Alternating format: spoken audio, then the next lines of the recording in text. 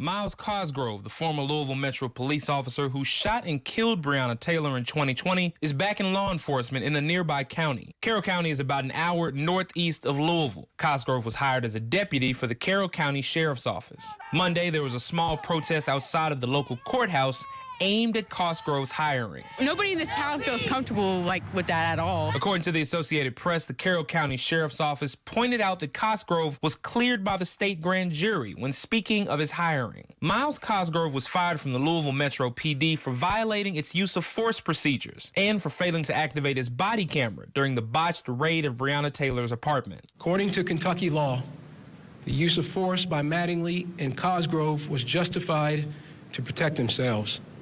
This justification bars us from pursuing criminal charges in Miss Breonna Taylor's death. Notably, Cosgrove, who reportedly fired 16 rounds into the apartment during the raid, has not faced any criminal prosecution in Taylor's death. The Department of Justice filed civil rights charges against 4 other Louisville officers, one of whom was on the scene with Cosgrove and also fired into Taylor's apartment. Being dismissed from one department doesn't necessarily end an officer's career, as some studies from around the country have shown. Our current system in Texas is broken. Luis Soberon is an attorney and policy advisor for Texas 2036, a nonprofit political advocacy group. Soberon found over a 10-year period, 566 law enforcement agencies in Texas have rehired more than 1,400 officers who were dishonorably discharged from a previous department. If an officer messes up at the agency and moves somewhere else, they still retain their license. So the question is, do we have enforceable standards of conduct that we can do, that we can take action against the license, so that if they violate these kinds of standards of conduct, they actually can't move on to the next agency because they wouldn't have the license to do it?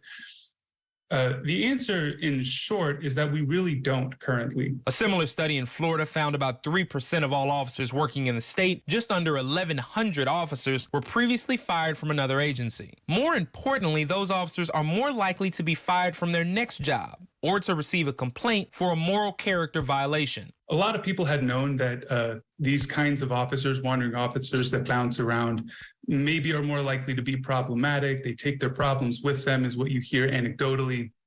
This paper from 2020 was kind of the first effort to put data behind it. Soberon says due to privacy laws in Texas, he was not able to track the behavior of wandering officers across the Lone Star State. Back in November, the Kentucky Law Enforcement Council voted not to revoke Miles Cosgrove's state police officer certification. Allowing Cosgrove to retain his certification cleared the way for him to apply for and accept a new law enforcement position in the state. Now, Chance, there are also many officers who appeal their punishment and are ultimately reinstated by the same department they were just fired from. In Washington, D.C., where you are, a government audit found 36 Metro PD officers who were rehired after being fired from the department and awarded $14 million in back pay total. Wow. Jamal Andrews for us tonight. Appreciate it.